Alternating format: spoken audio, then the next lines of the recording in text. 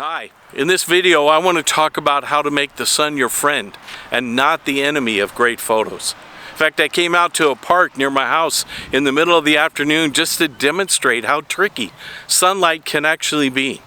See, I know it's the beginning of summer and many of you are going to be going to epic locations. You're going to have great adventures with people you love, and in those moments the sun has a propensity to ruin the best intended photo.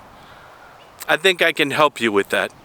My name is Gary Mays. I created PhotoApprentice as a channel to help you one micro step after another to take pictures that you're going to love and you're going to love to share.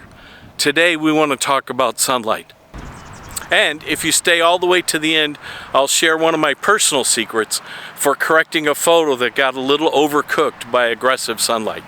Not only is it sunny, but I'm getting attacked by flies here. So why don't we go back to the house and let me show you how this all works and what you can do about it. Okay, that's a little bit better. Let's talk about the sun.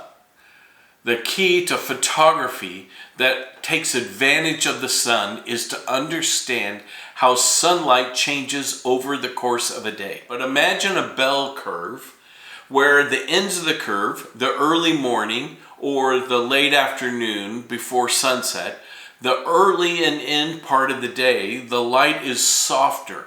The sun is lower in the sky. It's less intense. It's less harsh. It actually creates fascinating shadows and contrasts of highlights and darks that bring out the colors of the thing you're shooting a picture at.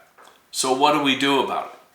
Well, let me suggest two different things. Really simple. Number one, as much as it's possible, plan to take your key photos early in the morning or later in the afternoon. Take advantage of that softer light, of the warmer colors, of the lower angle of the sun where the sun gets to act as a gentle spotlight on the thing you want to have a picture of. Let me show you what I mean. I live in Arizona in the US, and so one of the places I love to visit is one of these wonders of the world called the Grand Canyon.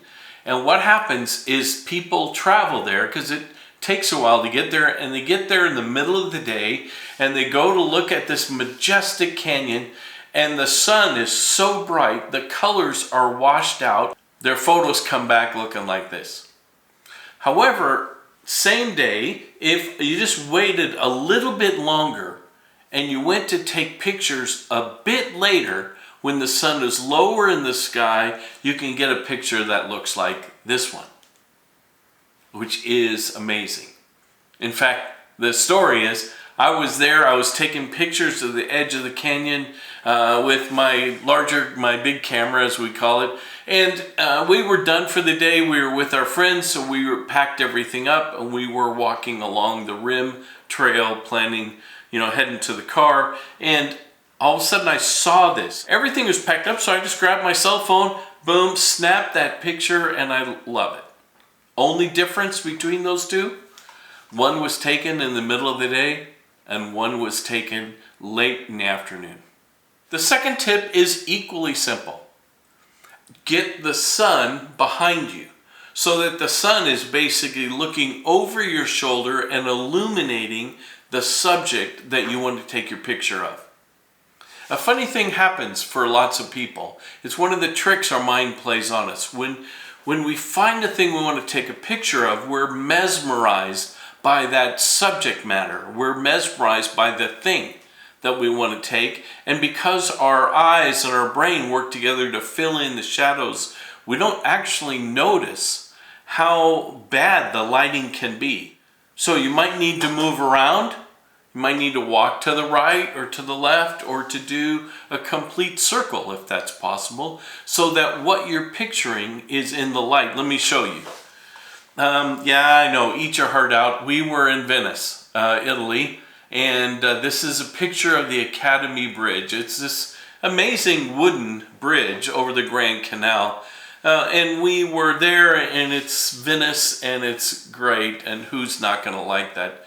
Except the reality is the bridge is completely into shadow.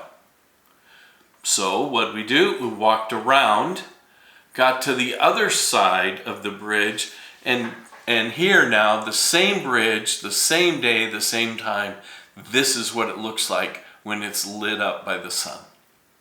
It's that simple. All right, now it's time for your assignment. If you're tracking with me, you realize that in every video I'm going to give you an assignment, an opportunity to go experiment with, to practice, to put the principle we just talked about into use. So this is what I want you to do this week. Find an object that you like. It doesn't have to be fancy. You're not creating art. I just want you to find a thing that would be fun to take a picture of that's really close by. It's in your backyard, your front yard, it's around the corner, it's someplace really easy to get to. And what I want you to do is simply this. I want you to take a photograph of that same singular object from the same position once an hour throughout the course of the day. I want you to start as much as possible about a half an hour before sunrise, and then every hour throughout the course of the day until you're past sunset. And then I just want you to compare the pictures. I want you to look at how the light changed. Look at how the color of the sky changes. Look at how the color of the things you're taking picture of, how that changes. Look at how shadows change. Easy to do. I think you're going to be fascinated. Okay, you know how this works? If you like this video, boom, hit the subscribe button. Make sure you don't miss anything in the future, and while you're at it, why don't you share a link to this video with somebody else you know who loves taking photos. Maybe somebody you're going to travel with this summer, and you can compare notes as you travel and take photos together. I promised that if you watch to the end, I'd share my personal secret for what you can do when you're out taking pictures and it is the middle of the day and the sun is overpowering and it's hazy and bright and there's nothing you can do about it. So here's what you do. Take the picture anyway. And if you need to, convert that picture to black and white. The high contrast of black and white images sometimes works perfectly with the overcooked brightness of a midday sun. One quick example. I was in Kruger National Park in South Africa. We're on the little safari and we drove up beside this little meadow and this zebra was standing solo and proud and stunning and beautiful. And the sun was so bright you can see there's no color in the sky. It's just almost white. Well, so what can I do? I still wanted that picture. When I got home, I just converted that one to black and white, and here's what I get. Boom. You can do it too. That's it. Sun changes throughout the day, so plan for it. Shoot early, shoot late.